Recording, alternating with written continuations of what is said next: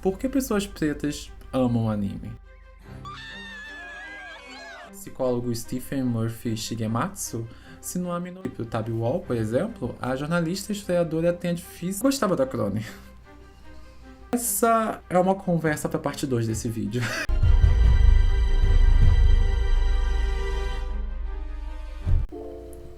E a Mundo Popular, estou de volta. Surpresa, vadia. Aposto que pensou que não me veria mais. Mas antes de entrarmos nos pormenores de racialidade, negritude e animes, se você gosta desse canal, deixe seu like, se inscreva e não esqueça de ativar as notificações para não perder nenhuma novidade. Meu nome é Juno, esse é o Corpo Negro, mídia branca, e estamos aqui para questionar. Pegue seu café ou bebida alcoólica de preferência, se acomode e vamos lá.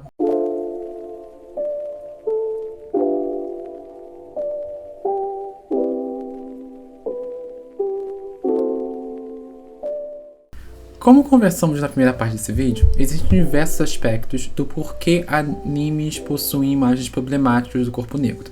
Desde por conta da cultura japonesa até a mídia americana, imagens racistas se infiltraram nos animes, produzindo e reproduzindo personagens caricatos. E depois de tanta conversa, talvez você ainda esteja se perguntando, tá, mas e daí? Não é como se raça importasse na maioria dos animes. Boa parte dos enredos de animações japonesas são focados em personagens japoneses, o que limita bastante a presença de algum tipo de diversidade racial. E de fato, raramente a raça é um fator importante nos animes. Por isso, Bleach, Naruto, até mesmo o jogo Genshin Impact e várias outras produções têm sua cota de personagens de pele mais escura, mas não necessariamente negros. Se afastando completamente de dilemas raciais, esses personagens de identidade dúbia passam sem problemas por cima dessas questões. O problema é quando a história precisa se apoiar em algum tipo de diversidade étnica para construir seu mundo. É nesse ponto que personagens negros se tornam caricaturas, como a gente viu em The Promised Neverland. Japoneses permanecem sendo protagonistas, algo como o neutro da história. E os brancos,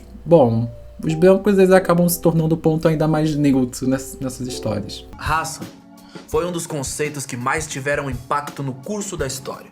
Ele foi um dos elementos determinantes para a construção do mundo que vivemos hoje. A verdade é que falamos muito sobre ser negro, mas falamos muito pouco sobre o que é ser branco. Diferente do que possa parecer, branquitude não é o contrário de negritude. A concepção de raça foi um instrumento de dominação sobre a heterogeneidade da humanidade, uma forma de classificar e hierarquizar a espécie humana. A partir de uma ótica europeia, foram estabelecidas compreensões de superioridade e inferioridade. E na carteira de cores humanas, a branquitude não significa apenas o auge da evolução humana, mas também um meio termo. Como vimos anteriormente, o corpo negro foi sendo pintado como selvagem e descontrolado, já o amarelo representa um espectro oposto ao negro nessa visão europeia. Enquanto o branco permanece no meio, sendo uma imagem neutra em meio ao caos do que é ser humano. No livro Branquitude, Dilema Racial Brasileiro, de William Luiz da Conceição, o autor diz: como bem escreveu Andreas Hofbauer em sua obra História do Branqueamento, ou o Negro em Questão, o ideário do branqueamento postulou a supremacia do branco e, ao mesmo tempo, induziu os indivíduos a se aproximarem desse ideal. Esse tipo de mimetismo consolidou, ao longo dos séculos de dominação colonial escravista, um ser negro fraturado pela estigma de ser o outro. Mas isso, por si só, é apenas um resumo de como as dinâmicas interraciais existem no dia a dia, como corpos negros, brancos e amarelos são compreendidos na sociedade. O que queremos saber é, e nos animes? Como raça, cor e etnia são construídas nas animações japonesas. Sim, queijo. É só dar ao mais malvado dos brancos um pedaço de queijo e ele se transforma no senhor bonzinho. Vovô, isso não faz sentido. Não responda para mim, garoto. Vovô não pode domar a estrutura hegemônica do poder branco com queijo. Annie Ley, em sua tese de mestrado, Constructing Race in Anime, diz que personagens brancos e personagens associados com a cor branca em animes estão agrupados em situações similares, enquanto personagens negros ou marrons são postos em uma camada abaixo da narrativa principal e do desenvolvimento de personagem, ou na maioria das vezes são omitidos do enredo. Desta forma, um personagem como Lloyd Forger, de Spy Family, que é um branco europeu, passa a ser compreendido pelos espectadores da mesma forma que o Naruto Uzumaki, que é essencialmente japonês, mas de pele branca e olhos azuis. A situação vai mudando quando temos personagens como o Frank Franklin, que trabalha ao lado do Fogger em Spy Family e parece ter uma espécie de cabelo afro, ou até mesmo o Iruka de Naruto. Ambos os personagens são construídos para serem diferentes dos protagonistas e acabam sendo jogados para uma narrativa abaixo da narrativa principal. Além disso, não há nenhum indício de que esses personagens são negros ou estrangeiros, eles apenas são diferentes esteticamente. Outro caso curioso que demarca a diferenciação do personagem com o protagonista é o Yasutora Sado de Bleach, que tem a pele mais escura, mas não é negro. Na adaptação em live action, por exemplo, a escolha da equipe criativa foi apenas colocá-lo como um japonês de pele mais escura. Mas é interessante como na história original o visual dele também é uma forma de dizer o quão diferente ele é do resto do grupo. Não só do grupo fechado, o elenco principal de Bleach, mas também toda a escola e todo o mundo e universo construído nesse anime. Até mesmo a Sailor Pluto, de Sailor Moon, entra nessa lógica. Ela é a única Sailor do mangá em que utiliza um retícula para destacar o tom de sua pele. Para compreender como a racialidade funciona nos animes, a autora Annie Ley vai dizer que existem 4 padrões de como isso funciona. O primeiro é quando personagens são desenhados para sugerir uma diferença racial, mas não são necessariamente de diferentes raças. A segunda é quando são explicitamente membros de diferentes raças ou etnicidade. Aqui utilizam estereótipos de cor para deixar o contraste ainda mais evidente. O terceiro ponto é quando personagens negros também são os antagonistas. E o quarto ponto é quando a história possui uma visão global, mas personagens negros não existem ou são invisíveis narrativamente. Talvez o melhor exemplo para trazer esse último ponto é Attack on Titan, que é uma história que aborda diferentes etnias, mas a gente não vê personagens negros naquele meio. No geral, essas abordagens podem ser tanto positivas quanto negativas. Banana Fish, por exemplo, tem uma grande diversidade racial. Seu protagonista é japonês, deixou inúmeras vezes claro que o Lynx é americano, e tem, pelo que eu lembro, pelo menos um personagem negro, que é o Skip, aquela criancinha. E retomando o Attack on Titan, também utiliza racialidade para construir seu universo. Nesse mundo caótico e pós-apocalíptico, diversos personagens são desenhados para se encaixarem em um fenótipo europeu, e esquecem deliberadamente pessoas pretas. Porque não vai estar nos pormenores, mas quem está inserido no meio dos animes e conhece Attack on Titan sabe um pouquinho do porquê não temos personagens pretos em Attack on Titan. Nem te conto. E trazendo novamente Spy Family como o nosso maior exemplo recente, toda a construção de mundo desse anime e mangá tem essa noção de nação pseudo-soviética, cheia de repressão e tramas políticas. Então, a racialidade é um fator muito importante para construir esse mundo. O que estou querendo dizer é que tratar de racialidade em qualquer produção é uma forma de aprofundar a narrativa, dar maior sentido aos seus personagens e aproximar os mesmos dos espectadores. E quando falamos em personagens brancos, não existe uma interpretação dúbia de como os mesmos podem ser representados. Isso porque nesse quesito, não existe apenas uma caricatura do que é ser branca, mas diversas outras. Já quando falamos em personagens negros, há sempre a sombra de uma única imagem pairando. E sempre quando eu chego nesse nível de discussão sobre qualquer obra, seja série, filme, seja americana ou japonesa, eu sempre lembro de uma fala do Frantz Fanon no livro Pele Negra, Máscaras Brancas, que ele diz: não existe apenas um negro, mas vários negros. Em um mundo globalizado, existem diversas formas de ser negro. Sejam negros africanos, brasileiros, americanos, todas possuem diferentes experiências do que é ser um indivíduo do mundo. E por que quando a racialidade se torna um fator importante nos animes, não recebemos essa diversidade de ideias, pensamentos, rostos, opiniões? Porque ainda caímos na mesmice do personagem negro tão escuro que some no cenário, que nem aconteceu em One Punch Man, ou da personagem muito agressiva como a Crone. Onde está a nuance do que é ser negro nos animes? Uma vez que a branquitude recebe toda a nuance que precisa, mas outras etnias não. E a resposta é simples, porque pessoas negras ainda não atingiram os espaços necessários para tomarem as rédeas dessas histórias, pelo menos não ainda, né?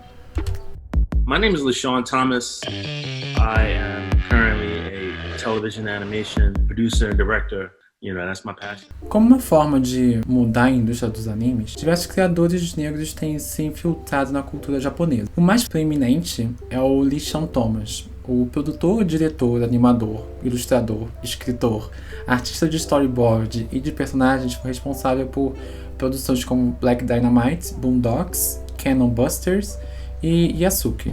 Yasuke é, com toda certeza, uma das obras de anime mais populares da Netflix. A mesma é baseada na história real de um homem africano que serviu como um senhor de terras no Japão do período de Sengoku. Tomando suas liberdades criativas, o anime segue Yasuke precisando proteger uma menina que tem poderes misteriosos. Aqui ele é conhecido como o Samurai Negro. Além de Lee Shawn estar no comando do anime, a voz de Yasuke é dublada por Lakeith Stanfield, que vocês devem lembrar como Eren na famigerada adaptação de Death Note da Netflix. Outro assunto polêmico que eu vou deixar quieto. Talvez uma das considerações mais interessantes que eu vi de Lee Shawn sobre o anime foi uma entrevista pro Time, em que ele diz: eles, os japoneses, são muito cuidadosos nas representações da história europeia, mas eles não têm nenhuma experiência real com a diáspora africana. Essa falta de tato e conhecimento, mas o desejo de criar histórias mais diversificadas acaba gerando todo o problema que vimos no último vídeo. É então que entra no caminho esses jovens criadores negros que amam o anime e que querem se ver nesses espaços.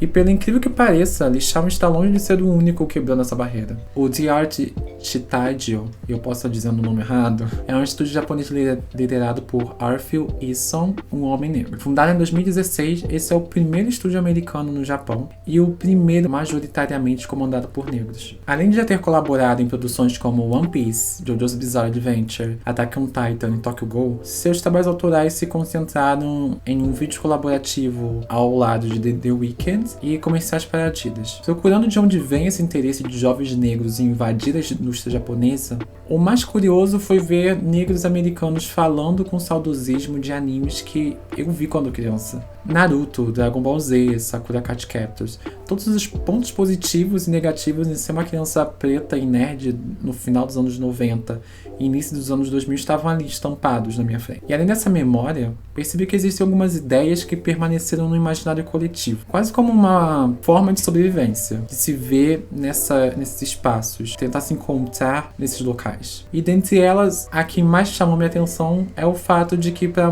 muitas pessoas pretas, o Piccolo é um personagem negro. O senhor deve ser o Sr. Piccolo. Muito prazer, eu serei sua instrutora. Essa mulher parece uma imbecil. Convenhamos, o Piccolo não é negro. Pelo contrário, ele é descendente da raça alienígena dos Namekusei e é um dos personagens mais queridos de Dragon Ball. Muito disso se deve por ele ter um bom arco de redenção, além de servir como uma figura paterna melhor do que o Goku.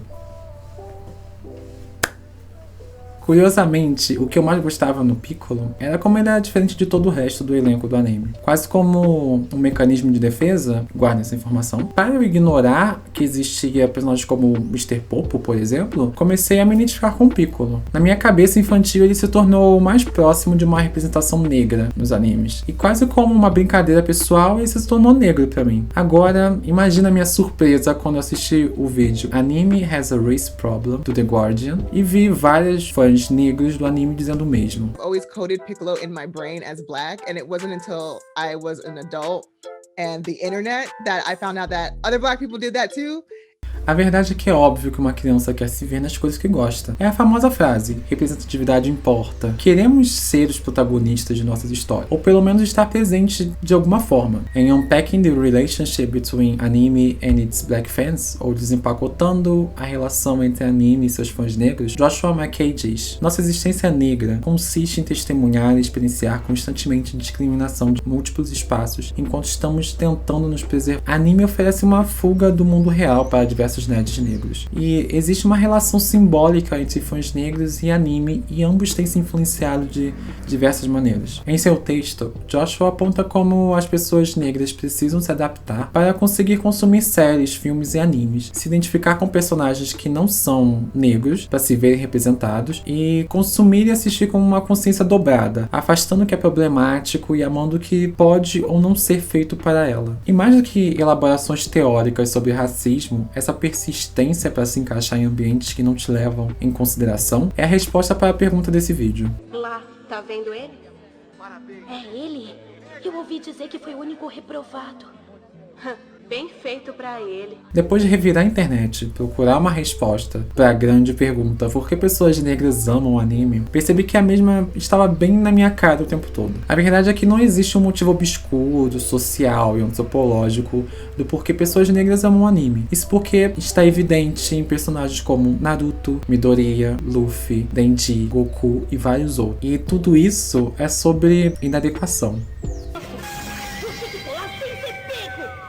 Naruto Uzumaki é o protagonista do anime e mangá escrito por Masashi Kishimoto. A história basicamente gira em torno de Naruto, um jovem órfão da aldeia da Folha, que sonha em se tornar o quinto Hokage, isto é, o grande governante, o maior guerreiro da vila. Deixando todo o sonho do garoto de lado, os jutsus, suas habilidades sobre-humanas, tudo isso, o que sobra é um garoto sozinho que sofre preconceito em todos os espaços possíveis, mas que constantemente encontra a força dentro de si para mudar as coisas. É piegas? Muito. Mas Naruto é sobre isso. E na verdade todo shonen, aquela palavrinha que usamos para descrever animes para jovens adultos do gênero masculino, são assim. É um pouco a magia por trás dos animes. Eu sou igual a você, tá vendo? É um pouquinho diferente. Goku é outro. A história de Dragon Ball gira em torno em reunir as misteriosas esferas do dragão, invocar o Shenlong e fazer um pedido impossível. Porém, a primeira vez que encontramos o garoto, ele é só um alienígena jogado em uma floresta que teve que se virar sozinho boa parte da vida para conseguir sobreviver. Seu primeiro contato com o mundo externo é através da Bulma. E bom, ela não o vê exatamente como uma pessoa, mas mais como uma curiosidade, quase como ele fosse a oportunidade certa para ela conseguir encontrar o que procurava desde então. E esse contato não é nada diferente de como Denji, o protagonista de Chainsaw Man, funciona para o anime e mangá. Sabe de uma coisa? Eu sempre gostei de ouvir você contar os seus sonhos pra mim. Denji é o personagem mais recente dessa lista. Ele é o protagonista do mangá e anime de Tatsuki Fujimoto, Chainsaw Man. Nele adentramos um mundo repleto de demônios, pobreza e violência. É então que conhecemos Denji, um garoto deprimido que está afundado em dívidas de seu falecido pai, e para pagar elas ele trabalha ao lado de Pochita, um demônio motosserra fofíssimo. Ele é muito fofo. No início de sua história, entendemos que o desejo do rapaz é simples: viver uma boa vida. Denji foi literalmente escorraçado da sociedade. Ele vive às margens da mesma, tentando encontrar uma forma de funcionar em um mundo que não quer. E ele apenas vai encontrar um local para se encaixar quando se torna o Chainsaw Man, que, me desculpem os spoilers, acontece quando Pochita morre e se junta ao seu próprio corpo. Denji então passa a incorporar a forma de um demônio motosserra e se torna crucial para os caçadores de demônios. Porém, ele permanece sendo o mesmo Denji, um pária, um marginal, alguém que não se encaixa completamente. E o que é isso além de ser negro na sociedade? A lot of my early writing had to do with my own feelings of powerlessness. Muito mais do que trazer personagens negros com histórias mergulhadas na diáspora africana, o que os animes fazem é trazer protagonistas que sofrem situações tão dolorosas quanto o racismo. Retomando o vídeo do The Guardian, a resposta que encontraram para o porquê de pessoas pretas amarem animes é como a dúvida e o ódio contra seus protagonistas e a constante força de vontade deles para dar a volta por cima, como tudo isso se assemelha à experiência de ser negro. É claro que, essencialmente, esses personagens não sofrem racismo. E também é claro que eles não apagam os erros de uma indústria que já reproduziu diversas imagens racistas ao longo dos anos. Mas eles conseguem levar pra tela essa sensação difícil de ser verbalizado, que é o racismo. Quando você tá assistindo pela primeira vez o torneio de artes marciais de Dragon Ball, por exemplo. Como eu disse antes, é quase um mecanismo de defesa. Várias crianças negras passaram a entender o Piccolo como a maior representação negra nos animes, assim como passamos a encontrar conforto nesses protagonistas que não desistem. Pois na maioria das vezes, desistir não é uma opção pra gente. Causando pânico nos brancos. É melhor você aprender a mentir como eu. Vou achar um branco e mentir para ele agora mesmo. Se vocês gostaram desse vídeo, deixem seu like, comentário, ativem o sininho e toda aquela parafernália que eu ainda não me acostumei a dizer. Meu nome é Juno, esse é o Corpo Negro Mídia Branca e espero voltar em breve para conversarmos mais sobre cultura pop e representatividade.